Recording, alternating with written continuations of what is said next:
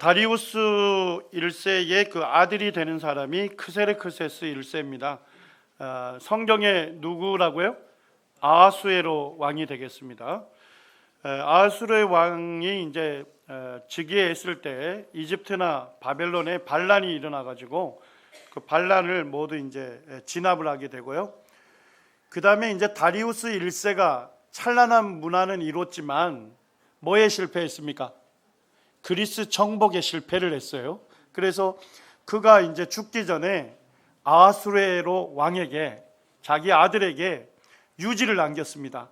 그리스를 정복해라 하는 유지를 남겼기 때문에 이제 이 아하수에로 왕이 그리스 침공을 하게 됩니다. 그때가 이제 BC 480년입니다. 그때 테모필레라는 지역에서 스파르타군을 격파하고 아테네까지 점령했습니다. 그러니까 그리스 정복이 거의 눈앞에 있었어요. 눈앞에 있었는데 살라미스라는 아주 좁은 해협이 있는데 거기에서 해전을 치르다가 거기서 대패를 하게 됩니다. 그래서 그 당시에 그 아하수에로 왕은 족수대기를 했어요. 엄청나게 많은 숫자를 데리고 왔습니다. 군인들을. 그래서 뭐 역사서에 이런 세계사에 읽어보게 되면 아하수에로 왕이 얼마나 군인들을 많이 동원했는지 그 마을을 지나갈 때마다 그 마을의 우물이 다 말랐다 할 정도로 엄청나게 많은 군인들을 대동했고, 그 다음에 이제 군함도 지금 800척을 대동을 한 거예요. 그리고 그리스에서는 380척하고 붙은 거예요. 그런데 여기에서 거의 300척이 박살이 난 거예요. 그리스는 거의 살았고, 그렇게 해서 살라미스 해전에서 이제 대패를 함으로써 결국 이제 아하수에로 왕도 철수하게 됩니다. 이 살라미스 해전은 세계 3대 해전에 들어가요. 그리고 4대 해전에는 누구도 들어가죠? 이순신 장군의 한산대첩도 들어가는데 그 정도로 이 해전에 있어서는 굉장히 알려진 내용입니다. 그런데 재밌는 건 뭐냐면 에스더서의 1장 배경이 뭡니까? 1장 배경을 조금 이따 읽어보게 되면 아하수에로 왕이 메데와 페르시아 지역에 있는 모든 이 정치가들하고 그 다음에 군인들, 장군들을 불러 모아서 파티를 하죠. 오랜 기간 동안 잔치를 열면서 뭘 준비하고 있는 거예요? 그리스 침공을 준비하는 그 전체 회의가 에스더 1장의 배경이 되겠습니다. 그래서 에스더 1장에 보게 되면 그때 이제 잔치를 열었는데 그때 왕후 와스디가 굉장히 아름다웠던 것 같아요. 그래서 이제 왕이 이제 그 부하들 앞에서 왕후의 아름다움을 이렇게 보여주려고 했답니다. 그런데 왕후 와스디가 가지 않았죠. 이게 이제 딜레마인 거예요. 역사의 딜레마. 그래서 이제 역사를 쓰는 분들은 뭐 많은 가정을 해요. 많은 가정을 하는데 조병호라고 하는 그 박사님이 있는데 목사이면서 그분이 이제 이 성경 역사 이런 것을 전개하는데 그분 책에 읽어보게 되면 왜 와스디가 안 갔겠느냐, 사실은 알몸으로 나오게 했다는 겁니다. 술에 다 취해 있었기 때문에. 그래서 왕이 그와 같은 명령을 했기 때문에 왕후 와스디가 왕의 명령을 거절했다는 것입니다. 그렇게 해서 폐위를 당하게 되죠. 그 후에 이제 새로운 왕후를 뽑았잖아요. 그때 누가 됐습니까? 에스더가 되게 된 것입니다. 그래서 이때 그 에스더의 배경은 언제가 되겠습니까? 지금 크세르크세스 1세의 아버지가 누구죠? 다리우스 1세잖아요. 다리우스 1세고 그 앞에 고레스 왕 때가 1차 귀환이 일어났죠. 그 다음에 이제 아하수에로 왕 다음이 아닥사스다 왕이 2차 포로 귀환이 이루어지거든요. 자, 결국은 에스더의 배경은 언제입니까? 1차 귀환과 2차 귀환 사이에 있었던 기간이고, 그때 뭐에 대한 기간이었어요? 바로 아하수에로 왕이 그리스를 침공하려고 하는 그와 같은 배경을 깔고 있는 것입니다. 그래서 이제 에스더 때 이제 아말렉 사람인 하만이 있었죠. 그래서 유대인들을 다 전멸하려고 했는데 그 위기 가운데서 이 유대인들, 동족들을 구원하는 일에 쓰임받았던 인물이 누굽니까? 에스더가 되겠죠. 에스더가 죽으면 죽으리라는 믿음으로 나아가지 않았다면 그 이후에 2차 포로 기한이나 3차 포로 기한은 없었을 겁니다. 왜 그렇습니까? 바벨론에 있는 유대인들은 다 전체가 몰살이 되기 때문에 이런 것들은 일어나지 않았을 겁니다. 여기에 보면 에스더 1장에 보시면 당시에 아하수에로 왕이 수상궁에서 즉위하고 왕위에 있은 지 제3년에 그의 모든 지방관과 신하들을 위하여 잔치를 베풀었습니다. 자, 4장에 보니까 얼마 기간 동안 베풀었어요? 180일 동안 그의 영화로운 나라와 부함과 위엄의 혁혁함을 나타냈습니다. 사실은 누구 거예요? 전부 아버지 다리우스가 다 이룬 그 찬란한 문화와 그와 같은 부여였습니다. 그거를 그대로 물려받은 거죠. 그래서 성경학자들은 이 기간을, 이것을 이제 그리스 정복을 도모하기 위해서 소집된 전체 회의로 이렇게 보게 된 것입니다. 역사 기간도 맞아떨어지고 있습니다. 다리우스 1세는 두 번 침공을 해서 BC 490년에 마라톤 전투에서 패하게 되죠.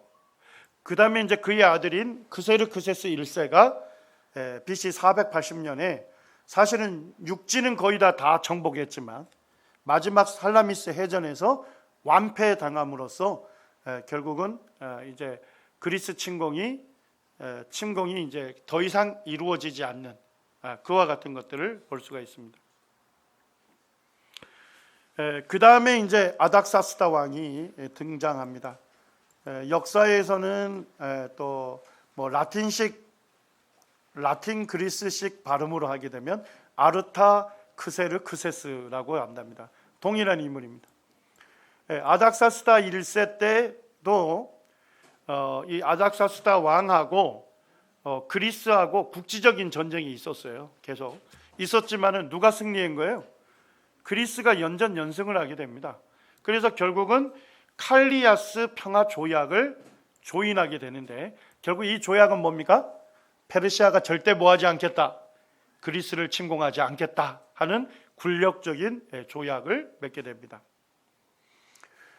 BC 458년 아닥사스다 왕 제7년에 아닥사스다 왕에 의해서 학사 에스라가 이끈 2차 귀환이 일어나게 됩니다. 그래서 율법을 가르치게 되고 율법에 따라서 제사가 회복이 되고 또 율법에 따라서 순종하는 율법의 회복이 일어납니다. 그래서 귀환한 유대 공동체가 사회적으로 영적으로 재건되고 회복되는 일을 하게 됩니다. BC 444년 아닥사스다 왕 20년 때 총독 느헤미야가 이끄는 3차 귀환이 이루어지고 그때 예루살렘 성벽을 짓게 되는데 그때 굉장히 사마리아의 핍박과 위협이 심했잖아요. 그런데도 불구하고 어떻게 했습니까? 며칠 만에 이루어졌죠? 52일 만에 이 성벽이 완성이 되었습니다. 2차 귀환하고 3차 귀환자들을 보게 되면 전부 다 뭐예요? 포로 기간에 태어났던 2세들입니다. 그러니까 예루살렘을 한 번도 본 적이 없고 하나님의 성전의 영화를 한 번도 본 적이 없었던 자손들입니다. 그런데도 불구하고 하나님 말씀에 순종하기 위해서 페르시아에서 예루살렘까지 거리가 어느 정도예요? 1500km나 되는 것을 그들이 한 번도 가보지 않은 조상들의 고향을 찾기 위해서 그들이 왔던 것입니다. 그리고 이제 2세들은 어떻습니까? 그들의 삶의 터전이 어디에 있어요? 페르시아에 있잖아요. 그들은 거기에서 가정을 이뤘을 거고 그들은 직업을 갖게 됐을 겁니다. 그리고 이제 에스라와 같은 사람은 왕의 고문이었고 학식이 높은 사람이었고 느헤미야는 왕을 가장 지근해서 섬기는 고위 관리였습니다.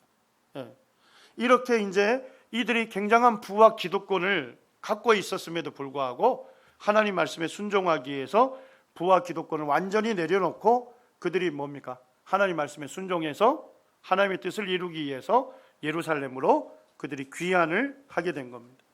에스라 같은 경우도 왕의 고문이었지만, 학식이 높은 사람이었지만 그의 남은 평생을 뭐 하기로 결심했습니까?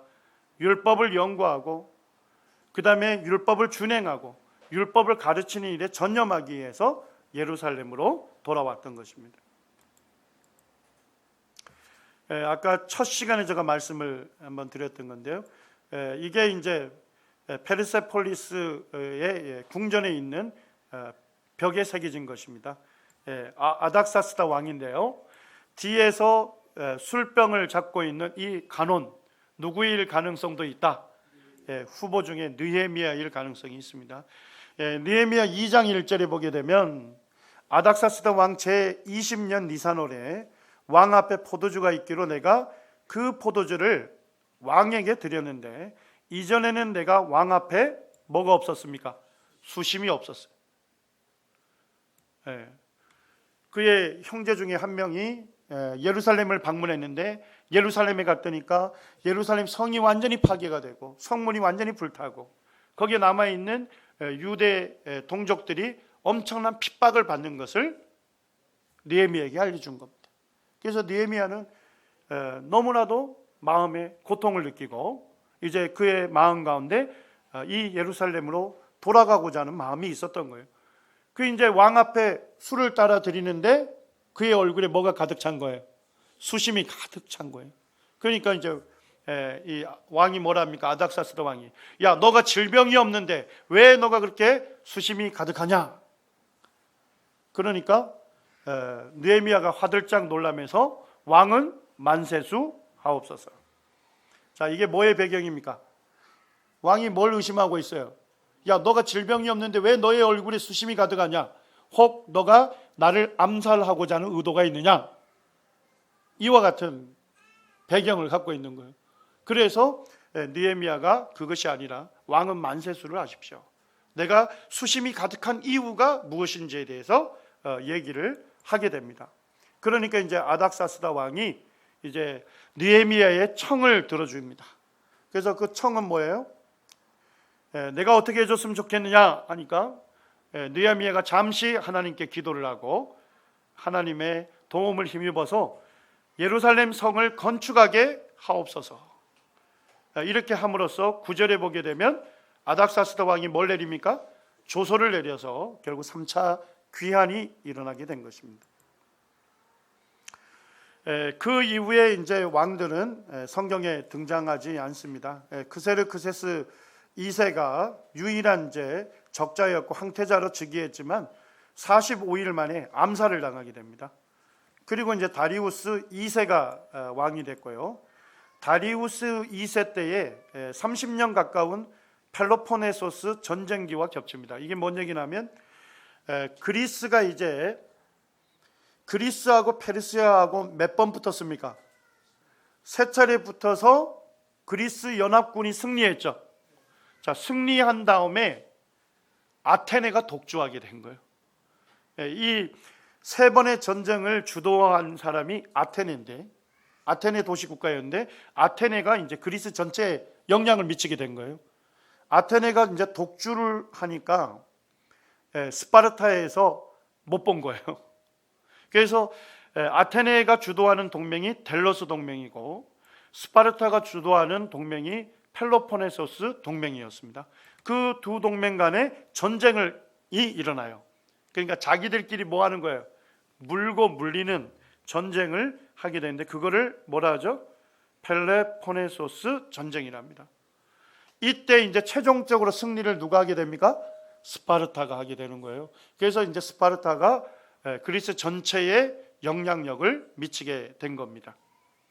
자, 근데 다리우스 2세는 뭐예요? 페르시아의 왕이잖아요. 그가 이제 뭐예요?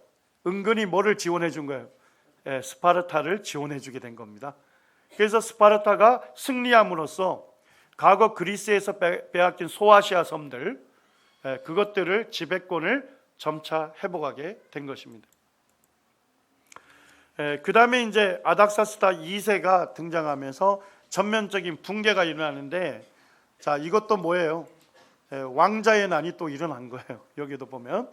그래서 이게 소고레스라고 되어 있는데, 자, 그럼 대고레스는 누구예요?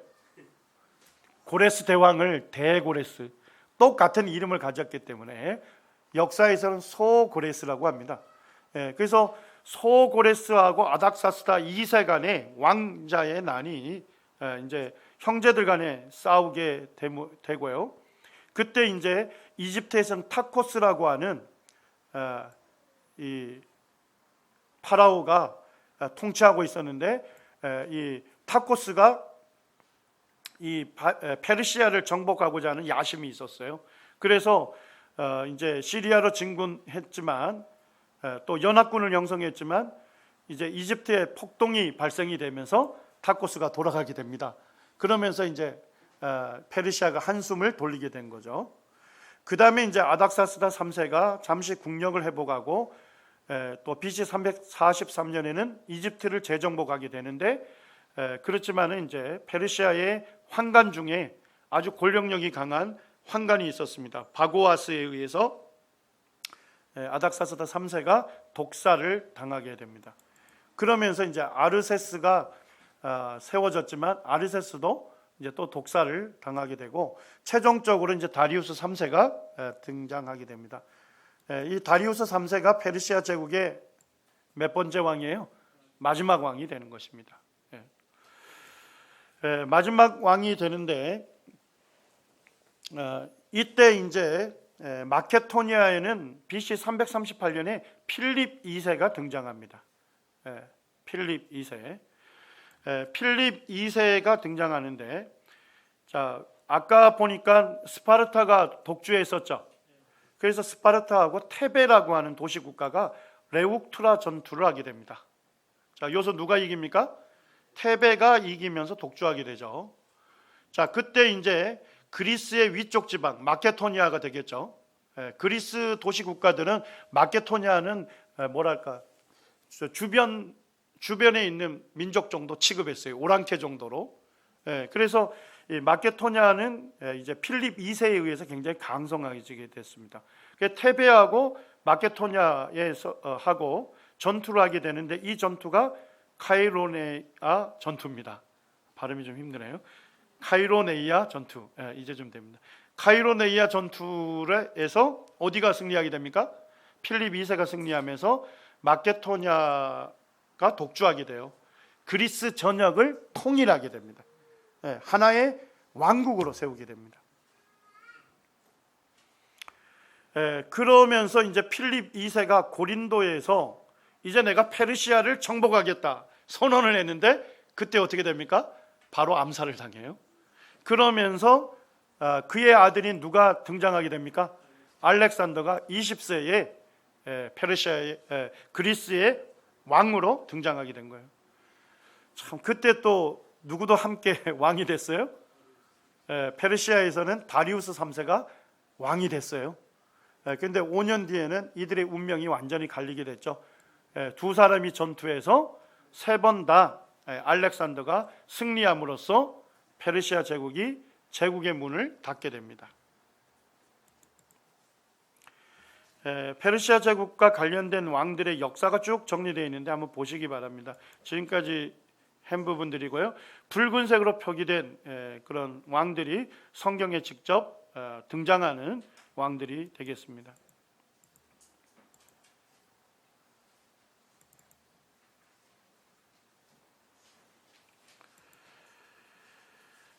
이제 역사적으로 보게 되면 페르시아 제국을 멸망시키고 등장하는 제국이 어디죠? 그리스 제국인데, 그리스 제국은 구약에 나옵니까? 신약에 나옵니까? 구약에도 안 나오고 신약에도 안 나와요. 그래서 신약과 구약의 중간사가 되죠. 신구약 중간사. 거기에 이제 그 기간 동안 400년이 있는데, 그 기간에 이제 그리스 제국이 등장하게 됩니다. 그래서 성경학자들은 이 기간을 무슨 기간으로 봅니까? 하나님께서 어떠한 말씀도 하시지 않는 침묵기로 보고 있습니다. 근데 이제 침묵기라고 하지만은 잘 보게 되면 하나님께서 이제 예수 그리스도의 탄생을 통해서 신약 시대를 열게 되고, 이제 예수 그리스도의 복음이 이제 전 세계에 전파될 수 있는 그와 같은 토대를 준비하는 기간이 언제가 됩니까? 신구약사, 신구약 중간사가 되는 겁니다.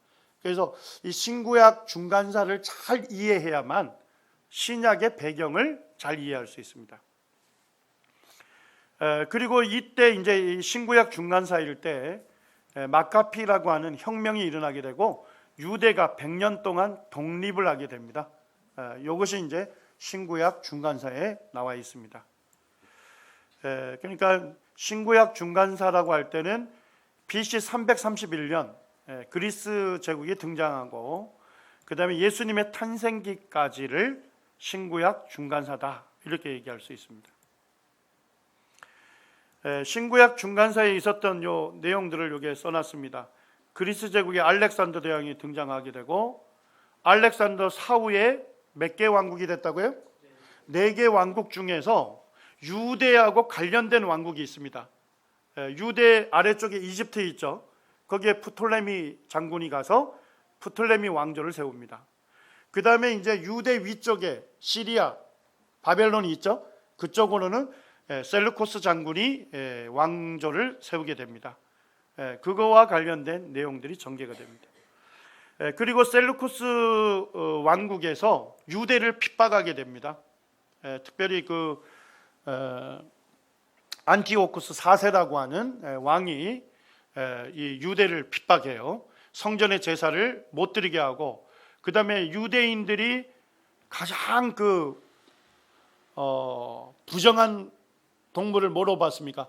돼지로 봤는데 돼지 4,000마리를 잡아가지고 그 피를 성전에 뿌리는 그와 같은 성전을 더럽히는 그와 같은 핍박을 했던 인물이 그 안티오쿠 4세입니다. 그래서 유대인들이 이제 그 안티오쿠 4세의 핍박에 저항을 하게 됩니다. 그러면서 마카피 혁명이 일어나게 되고 이 혁명에 승리하게 돼요. 그러면서 마카피 왕조라고도 하고 이때의 가문이 하스몬 가문이었기 때문에 역사에서 하스몬 왕조라고도 부릅니다. 이때가 100년 기간 동안 독립을 하게 됩니다. 그 다음에 이제 그 하스몬 왕조의 마지막 왕이 로마 제국의 폼페이우스 장군에 의해서 이제 멸망을 하게 돼요. 그러면서 이제 로마 제국이 이제 유대에 영향을 미치게 됩니다.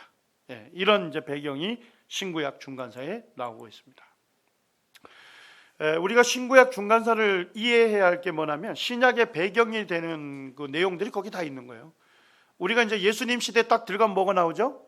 바리새파, 사두개파 막 이렇게 나오잖아요. 그런데 바리새파, 사두개파 언제 등장한 거예요? 신구약 중간사에 등장한 거예요. 그때 처음으로 바리새파가 등장하고 사두개파가 등장하는 거예요. 그 다음에 이제 예수님이 수전절을 지키는 게 나옵니다. 예루살렘의 수전절에 예수님이 예루살렘을 거니는 것이 나와요. 수전, 이 숫자가 씻을 숫자입니다. 전은 뭘까요? 성전을 정결케 했다는 것입니다. 아까 얘기했던 안티오쿠 4세에 의해서 성전이 더럽혀졌잖아요.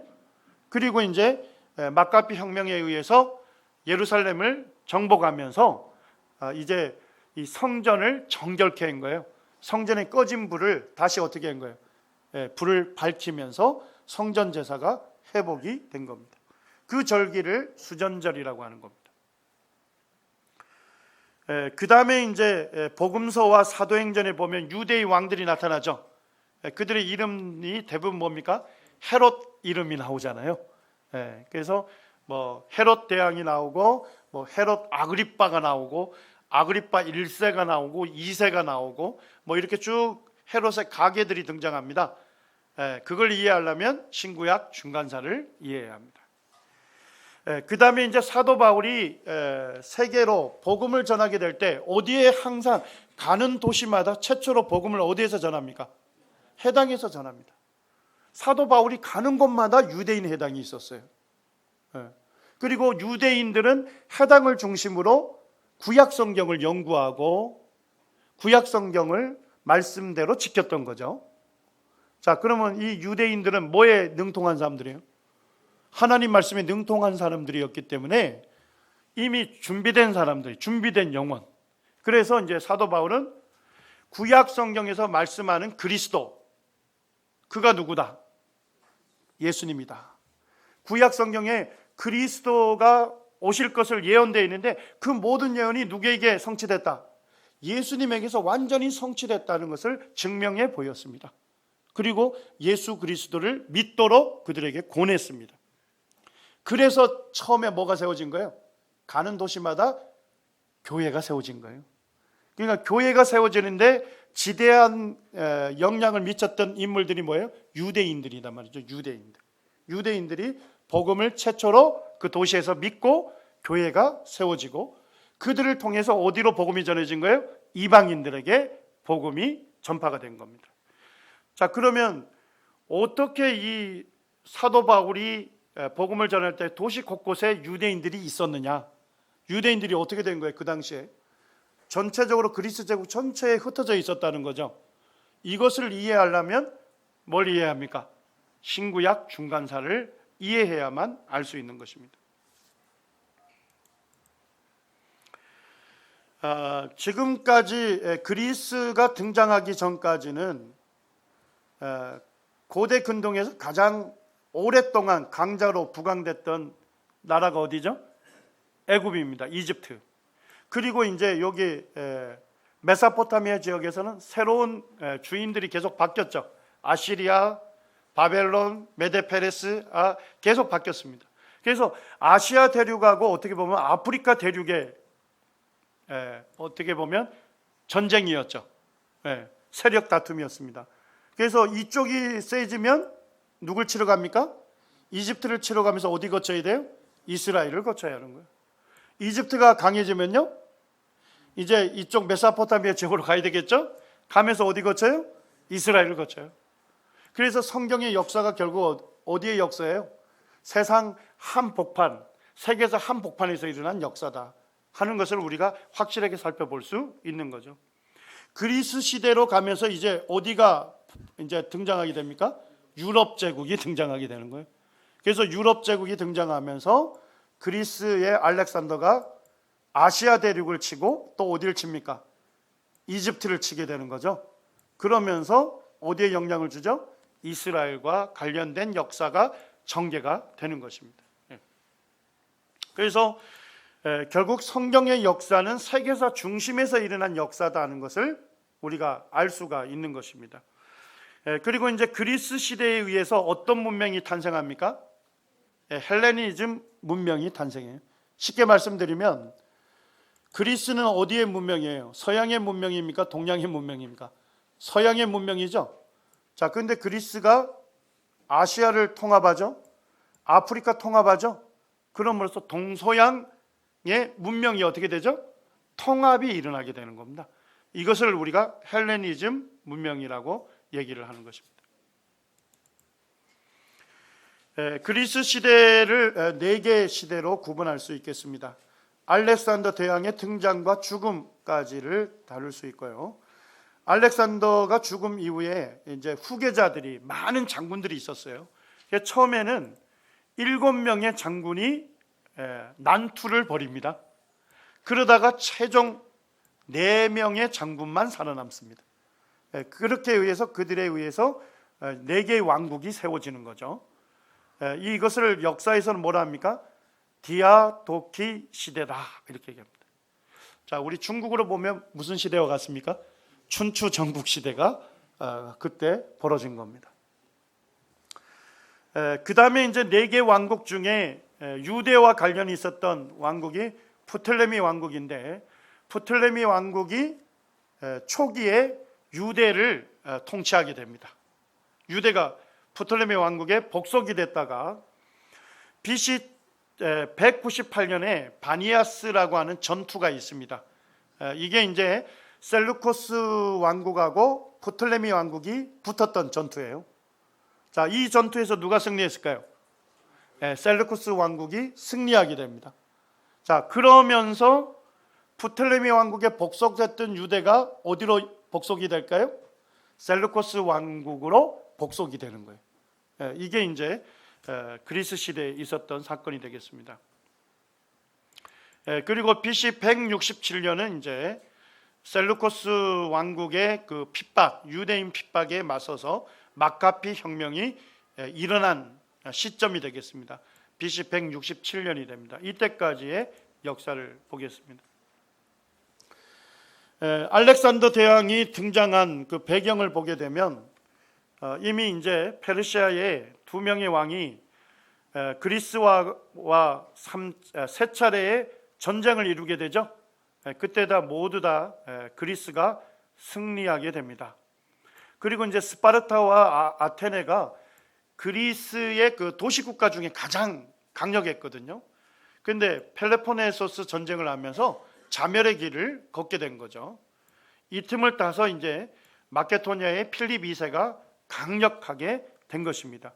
그리고 이제 그리스 세계를 통일하게 된 거예요. 통일하자마자 어떻게 된 거예요? 죽게 된 거예요. 그래서 알렉산더가 20세의 왕에 등장하게 된 거예요. 그 다음에 이 필립 2세는 아들을 위해서 알렉산더를 왕의 수업을 시키기 위해서 누구를 선생으로 삼았습니까? 아리스토텔레스, 유명한 철학자가 알렉산더의 선생이었습니다. 그래서 알렉산더가 이 아리스토텔레스의 영향을 받았기 때문에 전쟁을 하러 갈 때도 뭐를 가져간 거예요? 도서관이 따라다니는 거예요. 도서관. 마차에다 책을 싣고 도서관을 뒤따라갔고, 알렉산더 대왕은 전쟁을 치르면서도 책을 읽었던 그와 같은 왕으로 세계사에 묘사가 되고 있습니다. 그 다음에 이제 필립 2세가 왕이 되기 전에 그 테베라고 하는 도시국가에 볼모로 가 있었어요. 볼모로 가 있는 동안 테베의 아주 유명한 장군들로부터 이 군대 전술을 배우게 됩니다. 그 전술을 배우고 와서 마케도니아 군인들을 어떻게 한 거예요? 최강의 군대로 조련을 한 거예요. 그렇게 하면서 이제 그 주변에 있는 지방들을 정복하게 됐습니다. 그리고 이제 카이로네이아 전투에서 승리함으로써 그리스 전체를 이제 정복을 하고 통일을 시키게 된 거죠. 그리고 고린도에서 이제 필립 2세가 페르시아 징벌을 선언했는데, 그때 이제 암살을 당하면서 바로 이제 알렉산더가 젊은 나이에 이제 왕으로 등장하게 됩니다. 제가 지금까지 얘기했던 내용들이 이게 그리스 세계 판도의 변화를 보시면 되겠습니다. 이게 이제 아버지 필립 2세가 테베에서 배운 전술입니다. 그래서 여기 보면 군사들이 뭐예요? 6m 정도 되는 창을 들어요. 장창을, 긴 창을 들고 이런 형상을 하면서 전투를 벌여요. 그러면 이걸 못 뚫는답니다. 거의 고슴도치처럼 되어 있기 때문에 이 밀집 방어진을 뚫을 수가 없다는 겁니다. 그래서 이제 알렉산더는 이 아버지에게서 배운 밀집 방어진을 이용해서 페르시아 제국을 전쟁할 때 승리의 요인이 됐다고 얘기하고 있습니다. 그 다음에 이제 아버지 필립 2세가 이제 마케도니아 지역이잖아요. 그 다음에 여기가 이제 그리스입니다.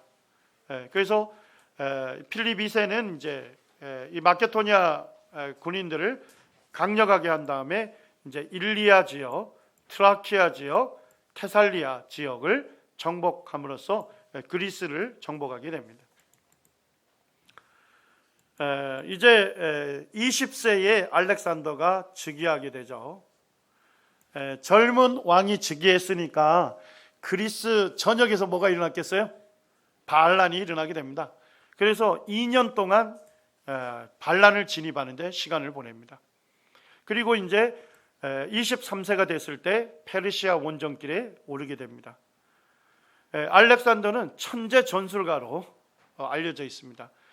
알렉산더가 등장하기 전까지는 뭐예요? 전쟁이 전부 뭐에 의해서 승패가 갈라졌습니까? 족수 대결이었습니다. 군인을 얼마나 많이 동원하느냐, 많이 동원한 나라가 승리했습니다. 그렇지만은 알렉산더는 소수의 인원으로 전쟁에 임했고, 알렉산더는 전술에 능했습니다. 그래서 아까 아버지에게 배운 밀집 방어진을 썼을 뿐만 아니라 최초로 기병의 기동력을 전쟁에 활용했습니다. 말 타는 기병들을 이용해서 기동력으로 전쟁을 제압했다는 것입니다. BC 334년에 고린도 동맹군을 결성해서 세계사를 바꿀 원정길에 오르게 됐고, 페르시아 제국과 몇 번의 전투가 있었다고요? 3번의 전투 다 승리함으로써 페르시아 제국이 문을 닫게 됩니다. 여기에 보게 되면 이 지도는 이해가 되시죠? 여기가 이제 그리스가 되겠습니다. 그리스의 북부가 마케도냐죠. 그래서 우리 사도행전에도 보면 마케도냐가 나오죠. 마게도냐, 그 다음에 아가야가 나오잖아요. 그래서 마게도냐는 위쪽 지방, 그리스 위쪽이 되고, 아가야는 어디예요? 고린도가 있는 그 지역이 아가야 지역이죠. 아가야 주의 고린도시가 되는 거죠. 여기에서 이제 이까지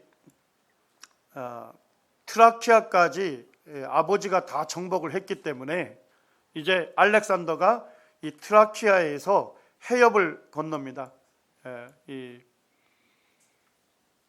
오늘날 이제 다다날스 해협이라고 하는데 그 좁은 해협을 건너 가지고 소아시아로 오게 됩니다. 터키가 되겠죠. 터키. 터키로 넘어와서 1차전을 어디에서 벌리냐?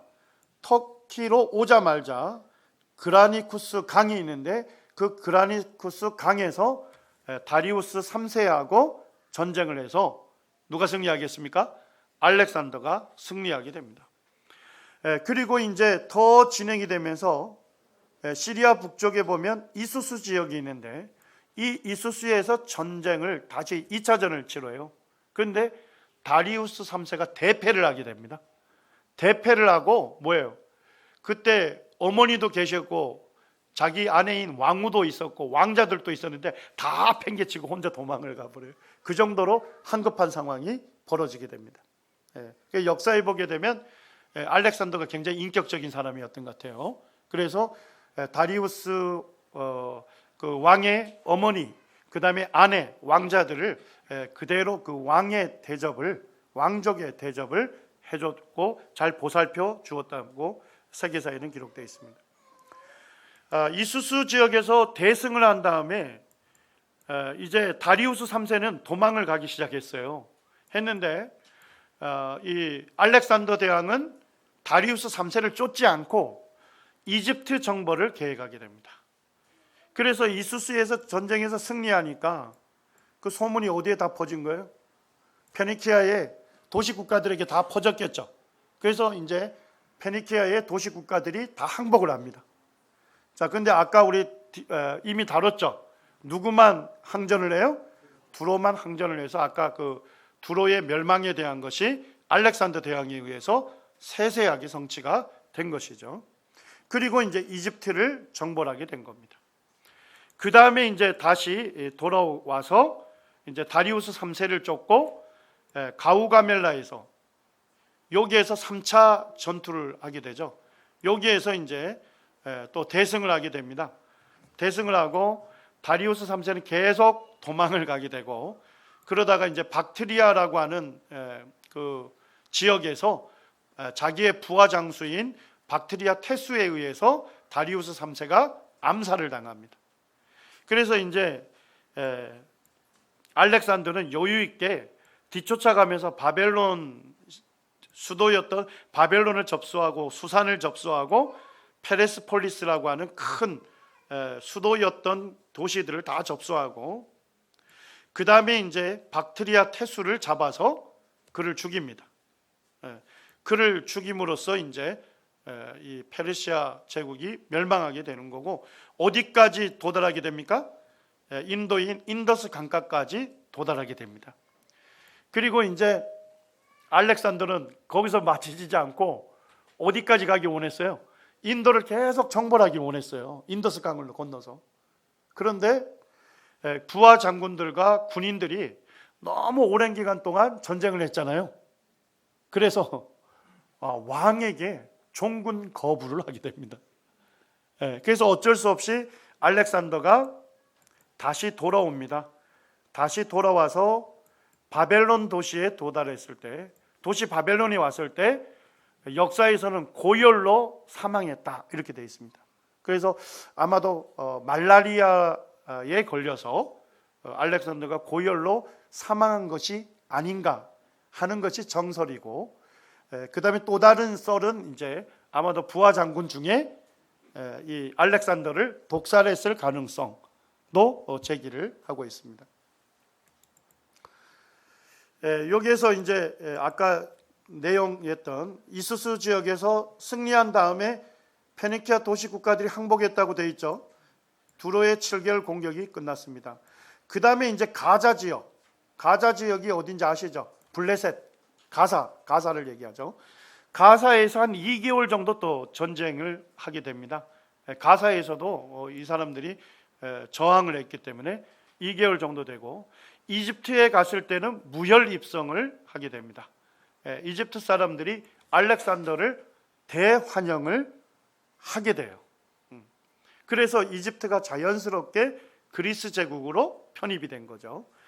되고 이제 재밌는 것 중에 하나가 요세푸스의 기록에 보면 이집트를 정벌한 다음에 겨울에 알렉산더가 어디에서 보냈답니까? 가사에서 보냈어요. 자, 그럼 가사, 블레셋 가사니까 어디하고 가깝습니까?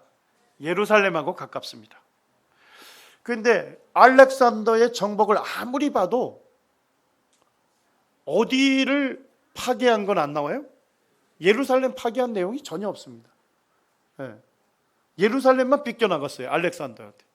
그런데 그거를 이제 유일하게 정보를 제공하는 게 요세푸스입니다. 요세푸스에 보게 되면 알렉산더가 가사에 있다가 예루살렘을 방문했답니다. 자, 그러면 이 대왕이 온다고 하니까 예루살렘은 거의 엄청나게 이제 소란스러워진 거죠.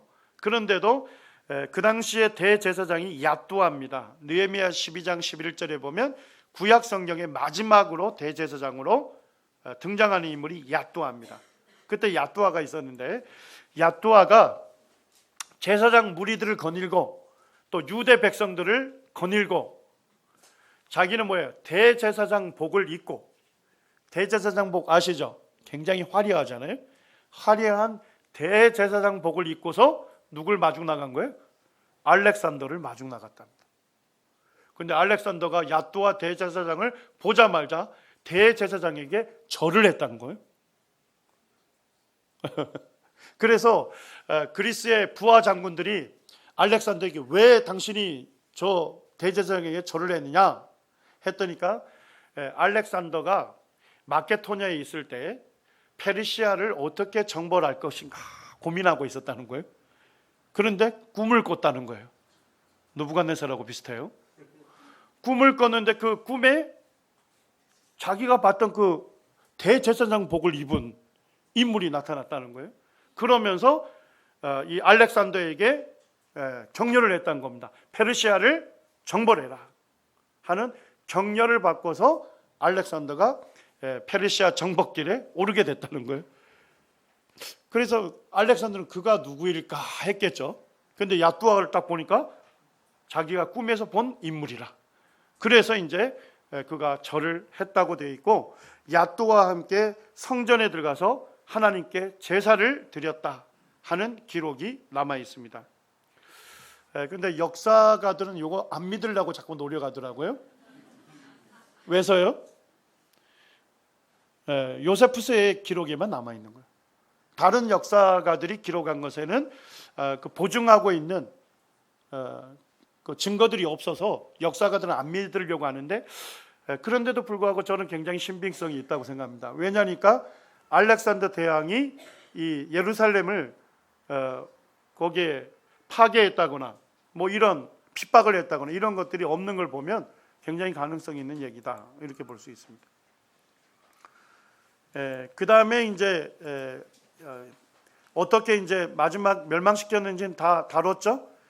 가우가멜라 전투, 마지막 전투에서 알렉산더가 승리하게 되고, 다리우스 3세가 박트리아 태수에 의해서 암살을 당합니다. 근데 암살 당해서 죽기 직전에 알렉산더가 도착을 했답니다. 그래서 다리우스 3세가 죽어가면서 알렉산더에게 감사를 표했다는 겁니다. 왜요? 자기의 가족들을, 자기의 자식들을 죽이지 아니하고 전부 왕족으로 대우하고 보살펴 준 것에 대해서 다리우스 3세가 감사를 표하고 운명했다. 이렇게 이제 세계사에서 기록하고 있습니다. 10분 쉬겠습니다.